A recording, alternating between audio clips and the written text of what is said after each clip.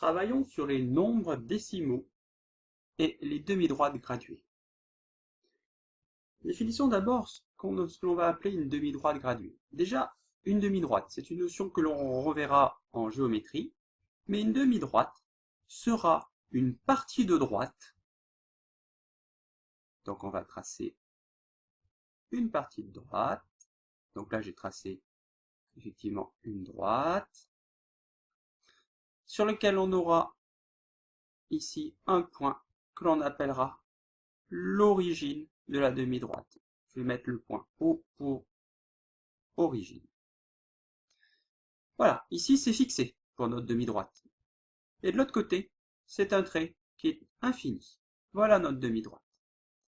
Pour que notre demi-droite soit graduée, nous allons placer ce que l'on va appeler des graduations, c'est-à-dire des traits régulièrement espacés sur notre demi-droite. Je prends mon compas pour réaliser mes graduations. Je pars donc bien sûr de mon point origine. À partir de là, je vais pouvoir tracer des graduations. Il est fort possible qu'en classe, on vous demande de tracer des graduations qui seraient par exemple toutes espacées de 1 cm. Pourquoi pas? Dans ce cas-là, vous ne prendriez pas votre compas, vous prendriez votre règle et vous feriez bien sûr des petits traits tous les centimètres. On pourrait aussi vous demander de tracer des graduations tous les 2 cm, pourquoi pas? Donc voilà, là je suis en train de graduer ma demi-droite. Une autre chose, pour que notre demi-droite soit graduée, il faut lui donner un sens. Je vais donc mettre une flèche au bout de ma demi-droite. Maintenant, nous allons associer à chaque graduation une valeur numérique, mais pas n'importe laquelle. Au point O, ici le point O, nous allons associer le chiffre 0, l'origine de notre paire. Ensuite, à cette graduation, on peut très bien décider par exemple de lui associer la valeur 1. À partir de là, nous n'avons plus le choix. Si entre ces deux graduations, on a 1, entre les deux suivantes, on a encore 1. 1 plus 1, 2. Ensuite, bien sûr, nous aurons 3, 4 et 5. J'ai décidé sur la première graduation de mettre 1, mais j'aurais très bien pu décider de mettre, pourquoi pas 10. Et dans ce cas-là, je serais allé de 10 en 10. Donc ici, j'aurais eu 20, puis 30, puis 40. On peut aussi très bien décider, par exemple, d'aller de 5 en 5. Et pourquoi pas de 0,5 en 0,5, on a le droit, cela dépendra du texte qui nous est proposé. Maintenant, je vais associer à certaines valeurs numériques un point. Allez, par exemple, ici, cette graduation, on a un point. Je vais lui associer un nom, je vais mettre par exemple, comme nom, le nom A pour le point qui est ici. Là, j'ai un point. C'est mon point A. À mon point A, je peux donc lui associer le chiffre 2. Je dirais que A pour abscisse.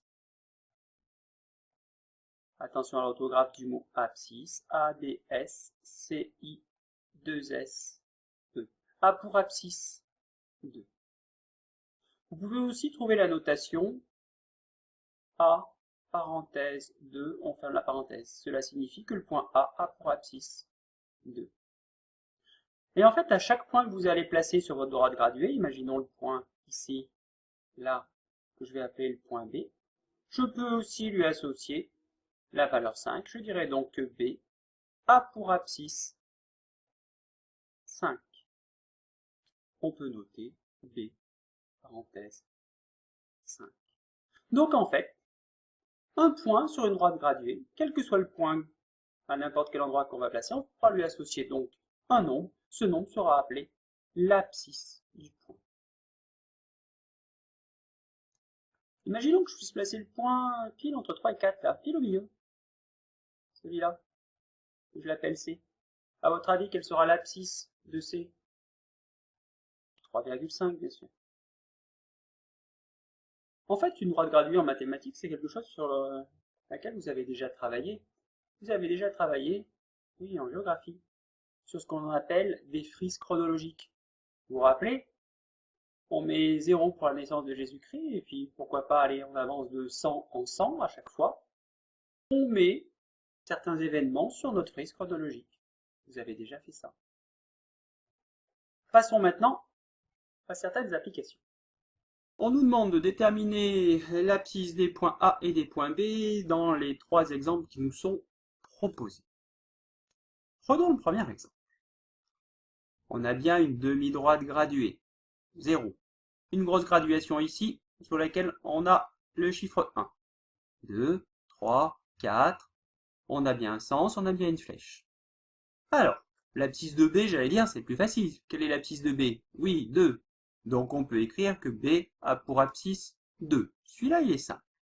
B a pour abscisse 2. Maintenant, pour A. Ah, c'est plus compliqué. En effet, regardons bien. Vous voyez que l'unité 0,1 a été partagée. Elle a été partagée en combien de parties? 1, 2, 3, 4, 5, 6, 7, 8, 9, 10. L'unité est partagée en 10. Ce qui veut dire que juste un tout petit espace là, qui est placé ici, ça vaut combien ça à votre avis? Si l'unité est partagée en 10, oui, ça vaut 1/10. Ou encore 0,1. Donc ici j'ai 0, puis après j'ai 0,1. Donc ensuite 0,2, 0,3, 0,4. Alors maintenant, regardons pour le point A. À partir de 3, on a donc 3,1, 3,2, 3,3 et 3,4 bien sûr. Le point A ici a pour abscisse le nombre décimal 3,4. Exemple 2. On a bien une demi-droite graduée, on a l'origine 0, 1 ici, 2, 3. Maintenant, réfléchissons quand même. Notre unité, elle est partagée en combien? 1, 2, 3, 4, 5. Ah! Tout à l'heure, c'était partagé en 10. Là, c'est partagé en 5. On s'aperçoit qu'en fait, si on reprend la graduation de tout à l'heure, et que l'on met, au lieu de mettre de 10 petites graduations, on faisait ça. Là, un petit trait, un petit trait, un petit trait et un petit trait, ici. C'est-à-dire de 2 en 2 cette fois. Qu'est-ce qu'on constate? Qu'on aurait bien partagé l'unité en 5. Donc en fait, ici, si on partage en 5, pour passer de 0 à notre premier petit trait, on a 0,1 plus 0,1 qui va faire 0,2. Donc notre première graduation correspond ici à 2/10, puisqu'on prend 2 fois 0,1, c'est-à-dire 0,2. Donc du coup, quelle va être l'abscisse du point B? Oui, l'abscisse du point B, ça va être bien sûr 0,4, puisqu'on va de 0,2 en 0,2. Maintenant pour A, on a 2 ici. Donc ensuite, 2,2, 2,4, A. A est entre 2,4 et 2,6. Il est au milieu. Donc on va dire que A a pour abscisse 2,5. Allez, dernier exemple. Alors, dernier exemple. Ah, on ne nous a pas mis, j'allais dire, le 0 de tout à l'heure. On commence ici à 5,4. Et on a le droit, en effet. Et notre graduation ici, 5,5. Ce qui veut dire que de là, de 5,4 à 5,5, notre unité, c'est plus 1 comme tout à l'heure. C'est, oui, 0,1. Toute cette graduation, c'est 0,1. Ici, c'est encore 0,1 pour passer à ce troisième trait vert ici. Donc ici, on aurait 5,6, puis 5,7. Donc en fait, on a 1/10 comme grosse graduation. Maintenant, on s'aperçoit que notre dixième, il est partagé à la fois en 1, 2, 3, 4, 5. Et imaginons que notre dixième, au lieu d'être partagé en 5, il soit partagé en 10. C'est-à-dire que là, je puisse mettre des petites graduations à chaque fois au milieu. Là. Si c'était partagé en 10, si on partage 1/10 en 10, une petite graduation qui serait ici représenterait quoi? une toute petite graduation là représenterait du coup 1 centième. 0,01. Donc à ma première petite graduation, ici j'aurai 5, vous l'avez trouvé bien sûr, 41. Puis 5,42, 43, 44, 45. Donc pour A, j'obtiens 5,36. Le point A pour abscisse, 5,46. Je vais l'écrire en plus gros. Le point A pour abscisse, 5,46. Maintenant pour notre point B, c'est pareil. On est à 5,6 ici. Donc si on pouvait partager en 10, on irait de centième en centième. Donc ici, on a 1 centième, 2 centièmes. Donc en fait, les petites graduations, c'est 2 centièmes. Donc ça fait 0,02. Donc on obtient 5,62, puis 5,64. On va donc dire que le point B a pour abscisse 5,64. Voilà comment on arrive à repérer des points sur une droite graduée.